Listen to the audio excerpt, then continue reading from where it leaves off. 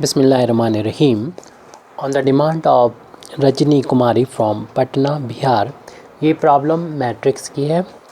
Prove that B theta A B is Hermitian और skew Hermitian matrix according as A is Hermitian matrix और skew Hermitian.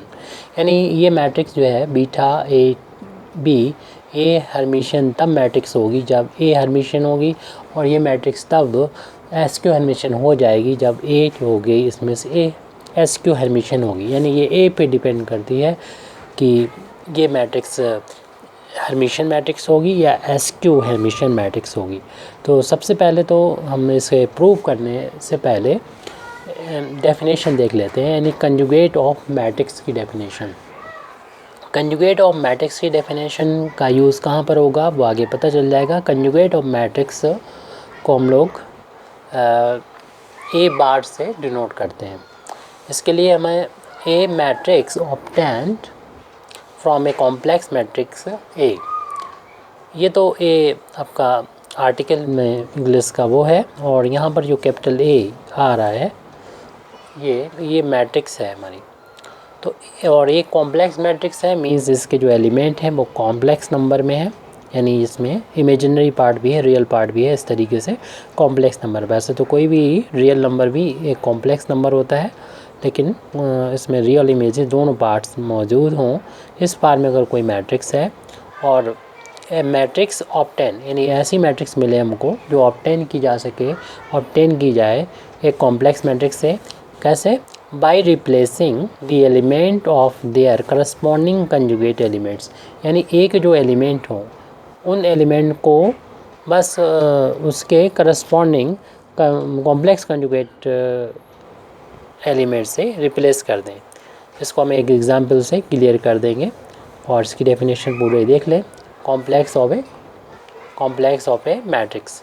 A matrix obtained from a complex matrix A by replacing the elements by their corresponding conjugate elements is called conjugate of a matrix and it is denoted by a bar.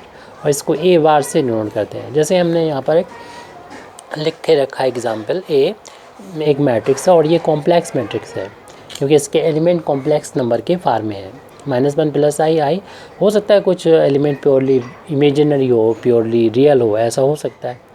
और यहाँ पर ये complex बार में. अब इसका अगर हमें conjugate और मैट्रिक्स निकालना है तो इनके एलिमेंट करस्पॉन्डिंग, यानी ये वाला एलिमेंट यानी फर्स्ट रो फर्स्ट कॉलम का एलिमेंट को हम इसका कॉम्प्लेक्स कॉन्जुगेट से रिप्लेस कर देंगे. इसमें रियल पार्ट वही रहता है, इमेजिनरी पार्ट में आई के साइन को चेंज कर देंगे. प्लस है तो माइनस कर देंगे, माइनस है तो प्लस कर देंगे. ऐसे इसमें आई के साइन को चेंज कर देंगे. और यहाँ पर चूँकि इमेजिनरी पार्ट है नहीं, ओनली रियल पार्ट है, तो ऐसे ही लिख देंगे. रियल पार्ट को तो ऐसे लिखना होता है, इमेजिनरी पार्ट के साइन को चेंज करके लिखना होता है. माइनस होता तो प्लस कर देते और प्लस था तो माइनस करके लिख दिया. तो एक है कंजुगेट, यानी कंजुगेट ऑफ मैट्रिक्स ए हमको यहाँ पर मिल गई है. अब हमें जो क्वेश्चन में अपने ज़रूरत पड़ेगी वो ट्रांसपोज कंजुगेट ऑफ मैट्रिक्स की ज़रूरत पड़ेगी. डेफिनेशन इसकी भी देख लें. और ये इसलिए हमने बताई थी ऊपर कंजुगेट ऑफ मैट्रिक्स की, ताकि हम ट्रांसपोज कंजुगेट मैट्रिक्स को समझ सकें, इसकी डेफिनेशन को समझ सकें. ट्रांसपोज कंजुगेट ऑफ मैट्रिक्स किसे कहते हैं, इसकी डेफिनेशन है the transpose of A conjugate of A complex matrix ए.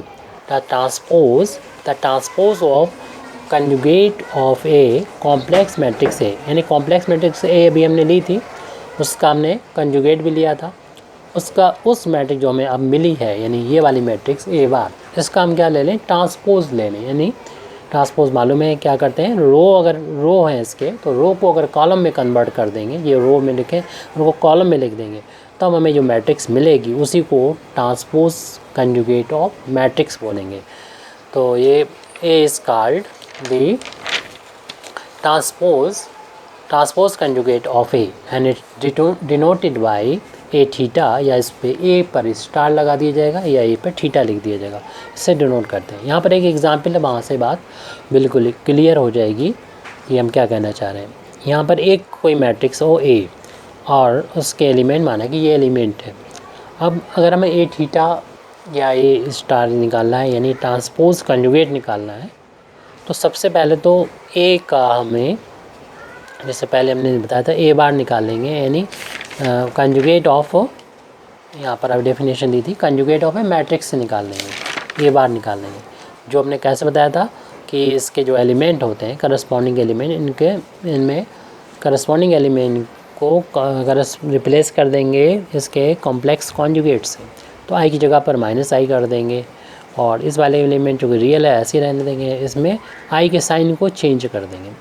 तो ये ए का कॉम्प्लेक्स कंजुगेट ऑफ मैट्रिक्स आ गया, ए का कंजुगेट ऑफ मैट्रिक्स ए बार आ गया। लेकिन हमें यहाँ पर जो डेफिनेशन दे रहे हैं लास्ट में, ट्रांसपोज कंजुगेट ऑफ मैट्रिक्स की डेफिनेशन दे रहे हैं, जिसको हमने अभी यहाँ पर ए थीटा से या ए स्टार लगा के भी डिनोट किया जाता है। तो वो होता क्या है, ए जो हमने अभी निकाला, ए बार निकाला है, उसका ट्रांसपोज ले देते हैं, इसे चाहे डैश से डिनोट कर लें या इसको टी भी लिखा जाता है। तो उसके लिए क्या होता है कि रो होते हैं जो, उनको कॉलम में लिखते हैं, यानी रो है 1 माइनस आई और माइनस आई, इसको हमने देखा कॉलम में लिख दिया, फर्स्ट रो फर्स्ट कॉलम बन गया, और सेकंड रो है वो सेकंड कॉलम में कन्वर्ट हो गया, सेकंड रो सेकंड कॉलम में कन्वर्ट हो गया। इन रो कॉलम में बदल जाते हैं, कॉलम रो में बदल जाते हैं, एक ही कहना काफ़ी होगा, रो को हमने कॉलम में चेंज कर दिया। तो ये ए मैट्रिक्स का मिल गया हमको ट्रांसपोज कंजुगेट ऑफ मैट्रिक्स, यानी ए मैट्रिक्स का ट्रांसपोज कंजुगेट मिल गया, जिसको ए थीटा से डिनोट करेंगे। अब इस बेस पर जब हम यहाँ पर डेफिनेशन हमने देख ली ट्रांसपोज कंजुगेट की, तो अब हर्मिशियन मैट्रिक्स की डेफिनेशन को हम लोग दे सकते हैं, और इसका इस्तेमाल चूँकि मेरे थ्योरम में है जो प्रूव करना है, तो हर्मिशियन मैट्रिक्स और एसक्यू हर्मिशियन मैट्रिक्स की डेफिनेशन हमने यहाँ पर लिख रखी हुई है। तो इसको देख लें एक बार, इसके बाद अपने थ्योरम को स्टार्ट कर देंगे। सबसे पहले हर्मिशियन मैट्रिक्स, ए स्क्वायर मैट्रिक्स, यानी ए कॉम्प्लेक्स स्क्वायर, यानी स्क्वायर मैट्रिक्स तो होगी, यानी हर्मिशियन मैट्रिक्स किसकी होती है, हर्मिशियन मैट्रिक्स होने के लिए एक प्रॉपर्टी ये भी कि वो स्क्वायर मैट्रिक्स होना चाहिए। एक complex square matrix A is said to be hermitian matrix, वो हर्मिशियन मैट्रिक्स तब कहलाएगी जब उसका ट्रांसपोज कंजुगेट जो है उसी मैट्रिक्स के इक्वल होगा, यानी ट्रांसपोज कंजुगेट लेने के बाद भी अगर मैट्रिक्स चेंज ना हो तो उस मैट्रिक्स को ही हर्मिशियन मैट्रिक्स बोलेंगे। अब आती है बात एसक्यू हर्मिशियन मैट्रिक्स की। ए कॉम्प्लेक्स स्क्वायर मैट्रिक्स ए, यानी ऐसे ही कॉम्प्लेक्स स्क्वायर मैट्रिक्स हो, यानी स्क्वायर मैट्रिक्स मालूम है जिसमें जिस मैट्रिक्स के रो और कॉलम इक्वल होते हैं उसे स्क्वायर मैट्रिक्स कहते हैं। बाकी हम कॉम्प्लेक्स के बारे में बता चुके हैं। ए मैट्रिक्स वो कहलाएगी, एसक्यू हर्मिशियन मैट्रिक्स कहलाएगी अगर उस मैट्रिक्स का ट्रांसपोज कंजुगेट माइनस ए के इक्वल आ जाए, यानी इसी के इक्वल आए विद निगेटिव साइन, तो एसक्यू हर्मिशियन मैट्रिक्स होगी। अब हम थ्योरम पे आ जाते हैं, ये जब सारी डेफिनेशन हो गई तो थ्योरम पे आ जाएंगे। इसमें क्या प्रूव करना है, इस मैट्रिक्स को हमें हर्मिशियन तब प्रूव करना होगा जब ए जो होगा वो हर्मिशियन है, और जब इस मैट्रिक्स को एसक्यू हर्मिशियन मैट्रिक्स तब प्रूव करना होगा ये मैट्रिक्स एसक्यू यानी ए मैट्रिक्स एसक्यू हर्मिशियन मैट्रिक्स होगी। तो यानी दो केस हैं यहाँ पर। तो फर्स्ट केस हम लेके चलते हैं कि हमारा ए मैट्रिक्स, यानी हम थ्योरम का यहाँ से स्टार्ट कर सकते हैं प्रूव। अभी तक सब हम डेफिनेशन ही देख रहे थे, समझ रहे, ताकि हम थ्योरम समझ सके आसानी से। तो इस थ्योरम के दो पार्ट हैं, तो केस फर्स्ट ले दे रहे हैं। केस फर्स्ट में अगर हम माने इफ़ ए माना कि है ए इज़ हर्मिशियन मैट्रिक्स है, ए इज़ हर्मिशियन मैट्रिक्स, अगर ए हर्मिशियन मैट्रिक्स है तो हम अभी डेफिनेशन देख के आ रहे हैं हर्मिशियन मैट्रिक्स की कि उसका ट्रांसपोज कंजुगेट जो होता है उसी मैट्रिक्स के इक्वल होगा, यानी ए के इक्वल होगा। इसे इक्वेशन नंबर 1 डाल दें। और ये पहचान भी होती है। देखिए अभी हमने किसी मैट्रिक्स ए की पहचान कैसे किस रूप में की थी कि वो हर्मिशियन होगी या एसक्यू हर्मिशियन, हमने उसका कंजुगेट ट्रांसपोज ले लिया। अगर उसी के इक्वल आ गया तो हमने कह दिया हर्मिशियन मैट्रिक्स है, और उसका माइनस के इक्वल आ गया तो हम कहने एसक्यू हर्मिशियन। हमें इस मैट्रिक्स यानी B theta A B matrix को भी हमें ऐसे प्रूव करना है कि हर्मिशियन है एसक्यू हर्मिशियन। कैसे चेक करेंगे, तो हम इस मैट्रिक्स का ले लेंगे, यानी बी थीटा ए बी का